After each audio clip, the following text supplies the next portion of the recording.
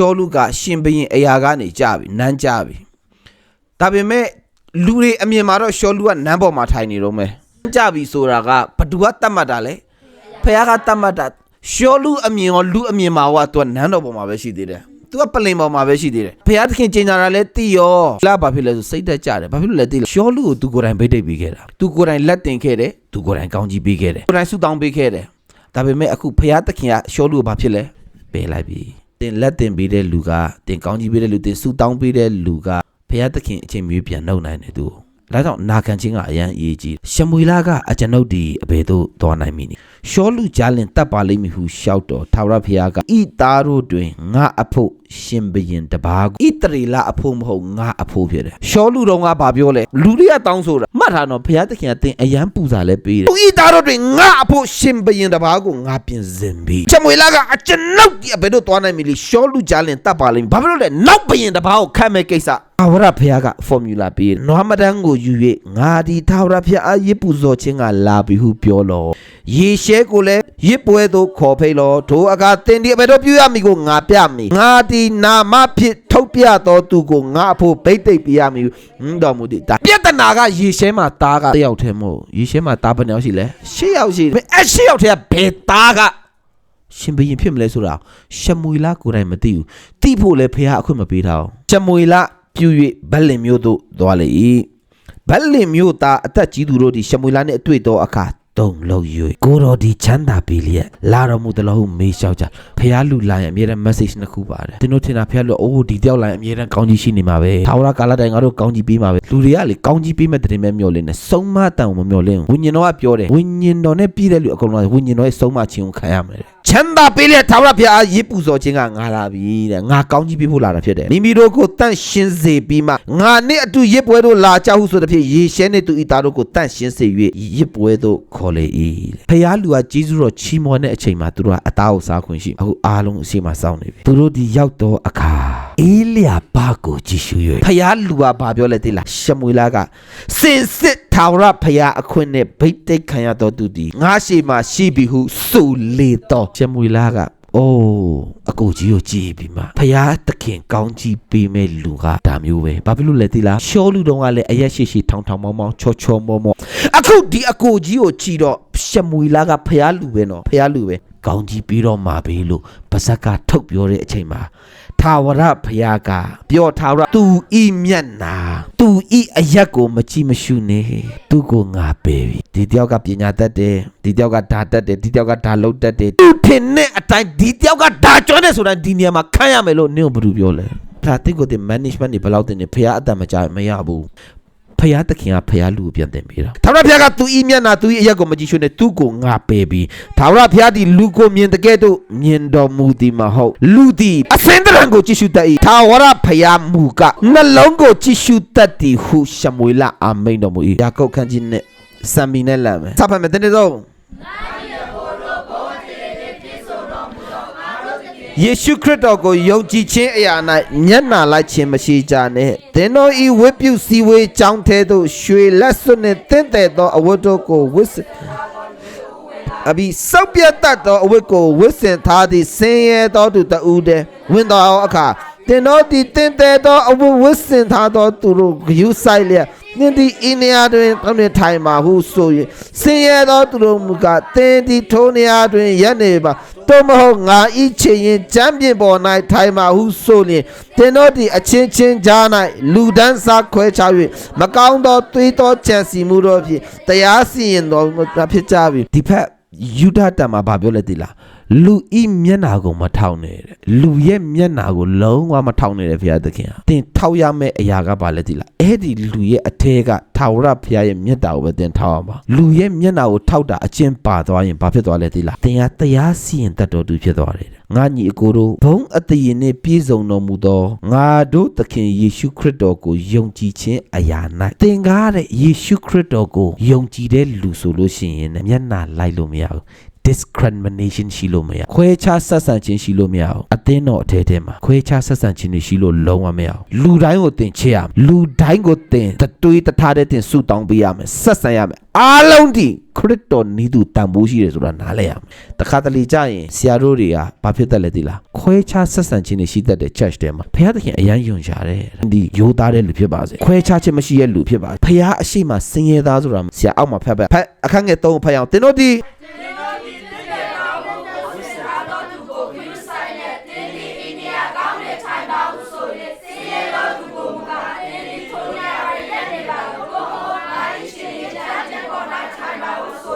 သင်တို့ဒီအချင်းချင်းကြား၌လူဒန်းစားခွဲခြား၍မကောင်းသောသွေးသောကြံစီမှုတို့ဖြင့်စပမေငါချစ်သောနားထောင်ကြလော့ဘုရားခင်သည်ဤလောကတွင်ဆင်းရဲသောသူတို့ကိုယုံကြည်ခြင်း၌ကြည်ယုံကြည်ခြင်းကြွယ်ဝတဲ့လူတွေဘုရုစီမှာရှိရလဲသူတို့တဲ့အမြဲတမ်းယုံကြည်ခြင်းရှိရငါဖခင်ငါ့ကိုထောက်ပံ့မှာငါဖခင်ပဲတတ်နိုင်တာဆိုတာသူတို့ကအမြဲတမ်းသိတယ်ကြွယ်ဝတဲ့လူတွေကငါတတ်နိုင်နေဆိုတာပါသေးတယ်ဆင်းရဲတဲ့လူတွေကြတော့မဟုတ်ဘူးလေငါ့ကိုဖခင်ကင်มาရမှာလေငါ့ကိုဖခင်ကျွေးမအောင်ငါစားရမှာလေသူယုံကြည်ခြင်းကဖခင်အရှိမလုံးလုံးကြီးမိခိုထားတာဆင်းရဲသားတွေရဲ့အရာအဲ့ဒါဆင်းရဲသောသူတို့၌ဆင်းရဲသောသူတို့ကိုယုံကြည်ခြင်း၌ကြွယ်ဝသောသူအဖြစ်၎င်းကိုတော်ကိုချစ်တော်သူတို့အားဂတိထားတော်မူသောနိုင်ငံတော်ကိုအမွေဆက်ခံတော်သူအဖြစ်၎င်းရွေးကောက်တော်မူသည်မဟုတ်လိုက်ဆိုရအောင်ကိုတော်ကိုချစ်တော်သူတို့အားအဲ့ဒီဖခင်တခင်ခရစ်တော်ကိုချစ်တဲ့လူတွေကိုနိုင်ငံတော်ရဲ့အမွေခွဲတဲ့ထဲမှာသူတို့တွေကထိတ်ဆုံးပါလားဖခင်ကိုချစ်တဲ့လူတွေဆရာပြောမယ်နော်အမြဲတမ်းလေ open minded ဖြစ်ပါစေကျွန်ုပ်ဒီအချစ်ခံရတော်သူမှန်တယ်ကျွန်ုပ်ဒီအချစ်ခံရတဲ့သူကျွန်ုပ်ကိုယေရှုအချစ်ဆုံးမှန်တယ်ဒါပေမဲ့သင်ဖခင်ကိုချစ်ဖို့လည်းမမေ့နဲ့ကျွန်ုပ်ကိုချစ်ခံရတော်သူငါဒီအချစ်ခံငါအပြစ်လို့ချစ်ခံရသူအဲ့ဒီမှာပဲကျင်နေတာနောက်ဆုံးအဲ့ဒါအောက်ဆုံး level အဲ့ဒါလူပြင်းနေရဲ့ level အဲ့ဒါဂျေဇုတော်ဆိုတာလေထက်ဆင့်ဂျေဇုရှိတယ်အဆောက်အဦဆိုတာ foundation ပဲရှိတာမဟုတ် first level second floor third floor ရှိတယ်နောက်ဆုံးအခန်းငယ်6ကိုဆက်ဖက်တို့ရတွင်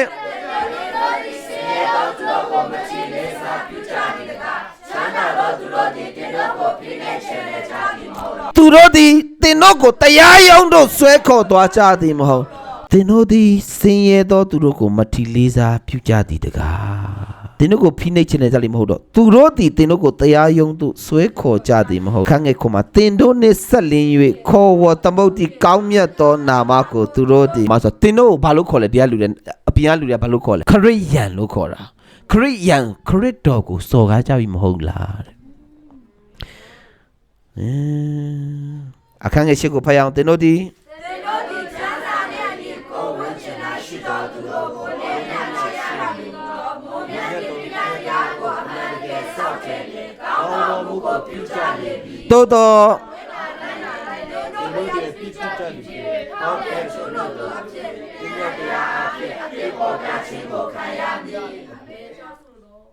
မျက်နာလိုက်လျင်သင်တို့ဒီအပြစ်ပြုကြသည်ဖြစ်၍အမှုတော်ဆောင်တွေသင်သားတွေကိုဆက်ဆံတဲ့အခါမှာအသင်းသူတွေကိုဆက်ဆံတဲ့အခါမှာမျက်နာမလိုက်ကြပါနဲ့တထေးကိုလည်းဒီစကားပြောပါဆင်းရဲတဲ့လူကိုလည်းဒီစကားပြောပါကြွေးရှိတဲ့လူကိုလည်းနှုတ်ကပတ်တော်ပဲပြောပါတမန်တရားနဲ့အညီအသက်ရှင်ပါတို့ကိုချီးမြှောက်တဲ့အချိန်ကာလရောက်လို့ရှိရင်ဆရာတို့တွေကလေနှလုံးသားတွေ attitude တွေက consistent ဖြစ်ဖို့လိုတယ်ဘုရားရှိခိုးမှာတညီတသက်နဲ့တဲ့မရှိခင်တော့ကတမျိုးရှိတော့ကတော့တမျိုးအဲ့လိုဖြစ်လို့မရဘူးမရှိလဲဒီရုပ်ပဲမထန်ထန်ပဲအကျွေးရှိလဲဒီရုပ်ပဲဘုရားရှင်ဆရာတို့ကိုချီးမြှောက်တဲ့ကာလရောက်နေပြီရပ်တန်းလို့မရတော့အာမင်အသင်းတော်မှာချမ်းသာတဲ့လူတွေရောက်လာလေကောင်းကောင်းဆက်ဆံပါချူချူတတဆက်ဆံဆင်းရဲသူတွေရောက်လာလေချူချူတတဆက်ဆံအဲ့ဒါခရစ်တော်ရဲ့ attitude ပဲထိုးစားမှာဟိုးလွန်ခဲ့တဲ့နှစ်ပေါင်းများစွာက sundown town လို့ခေါ်တယ် sundown နေကြတဲ့မြို့တော်ဘာလို့လဲသိလားနေကြသွားပြီဆိုတာနဲ့အဲ့ဒီမြို့ထဲကိုလူမဲတွေဝင်ခွင့်မရှိဘူးတဲ့အဲ့ဒီခေတ်ကလူဖြူလူမဲအရန်ခွဲခြားတာလူဖြူလူမဲခွဲခြားမှုကလေစာတင်ဆောင်ထဲမှာဆိုလူဖြူကတက်တက်ထိုင်လူမဲကတက်တက်လေးတောင်းမှထိုင်ရတာရုပ်ရှင်ရုံထဲမှာဆိုလူဖြူတွေအရှိမှထိုင်လူမဲတွေဟို balcony ထဲမှာ balcony ဆိုတာဝရဏနာမှာနေကြည့်ရဘတ်ကားပေါ်မှာလေလူဖြူတွေကလူဖြူယထာပေါ်တက်လာပြီဆိုလို့ရှိရင်လူမဲကထိုင်နေလူမဲကထပေးရတာခွဲခြားဆက်ဆံမှုရှိခဲ့တယ်အဲ့ဒီအရာကိုတွန်းလှန်ခဲ့တဲ့လူကမာတင်လူသာကင်းဖြစ်တယ်မာတင်လူသာကင်းကဖရားရဲ့လူဖြစ်တယ်မိတ်ဆွေ church အထဲထဲမှာဒီနေ့ကစပြီးဆရာတို့အားလုံးခံယူရမယ်ဆရာတို့သိရမယ်ဆရာတို့နားလည်ရမယ်ငါတို့ church ရဲ့ attitude ကမခွဲခြားဘူးလူတွေလူတိုင်းကခရစ်တော်ရွေးခဲ့တာသူ့အထဲမှာခရစ်တော်ရဲ့သွေးတွေစီးဆင်းနေတယ်ဆိုတာသင်သိပါဘယ်လောက်ပဲဖြစ်ဖြစ်တန်ဖိုးရှိတဲ့လူတိုင်းကလူတိုင်းမှာ value ရှိတယ် ဘုရားသခင်ရဲ့နိုင်ငံတော်အထက်နိုင်ငံတော်ကလေတင်ရှိမှဖြစ်တဲ့အရာတော့မဟုတ်ပေမဲ့တင်အဲ့နိုင်ငံတော်ထဲမှာတော့တင်ရှိမှရမှာခွဲခြားခြင်းတွေမရှိပါစေနဲ့နှစ်ကောအခန်းကြီး9ငွေ16ဇာတိအမျိုးကိုထောက်၍အဘယ်သူမျှမတိမမတ်ဇာတိအမျိုးကိုထောက်၍ခရစ်တော်ကိုအထက်ကတိမတ်တော်လဲယခုမှစ၍ထိုတော်တင်တို့ဖြစ်လေယခုမှစ၍ငါတို့ဒီဇာတိအမျိုးကိုထောက်၍အဘယ်သူကိုမျှမတိမမတ်တဲ့ငါတို့ကယူဒအမျိုးငါတို့ကချင်းငါတို့ကကတ်ချင်းအမျိုးစုရဲ့ majority ကိုးကွယ်တဲ့အရာပါလဲခရစ်ယာန်ချင်းရဲ့အများဆုံးကိုးကွယ်တဲ့ဘာသာပါလဲခရစ်ယာန်အဲ့ဒါကြောင့်မို့ခရစ်တော်ကိုကိုးကွယ်တာမဖြစ်စေနဲ့သင်အဲ့ဒီအမျိုးတွေမမေ့ဘူးဆိုလို့ရှိရင်နှစ်ကော50မရဘူးနှစ်ကော50ဘာရေးထားလဲ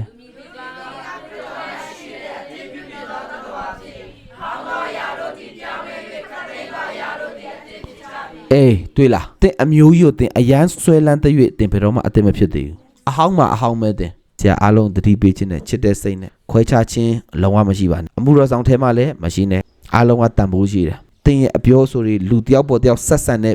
စကားတွေကအရေးကြီးတယ်အသက်ကြီးတဲ့လူကလည်းငယ်တဲ့လူကိုနိုင်ထက်စီးနေပြောပိုင်ခွင့်မရှိဘူးငယ်တဲ့လူကလည်းကြီးတဲ့လူမယုံမသိလုပ်ပိုင်ခွင့်မရှိဘူးလူတွေကိုမခွဲခြားနဲ့လူတွေကိုခွဲခြားတဲ့အရာမကောင်း discriminate လုပ်တာမကောင်းဒီကာလမှာဖျားဆရာကိုခဏခဏစကားပြောတာဒီစကားပြောတယ် mega church တွေရဲ့ယူပါယုံကခွဲခြားခြင်းမရှိရဘူးတင်ခွဲခြားလို့မရဘူးခွဲခြားခြင်းရှိတဲ့နေရာမှာကွဲပြားခြင်းတွေရှိလာတယ်ခွဲခြားခြင်းရှိတဲ့နေရာမှာကွဲပြားခြင်း spirit ရှိတဲ့အလုံးလုံးတဲ့မာနအနာယူတယ်ဒီမှာမရှိရဘူးအာမင်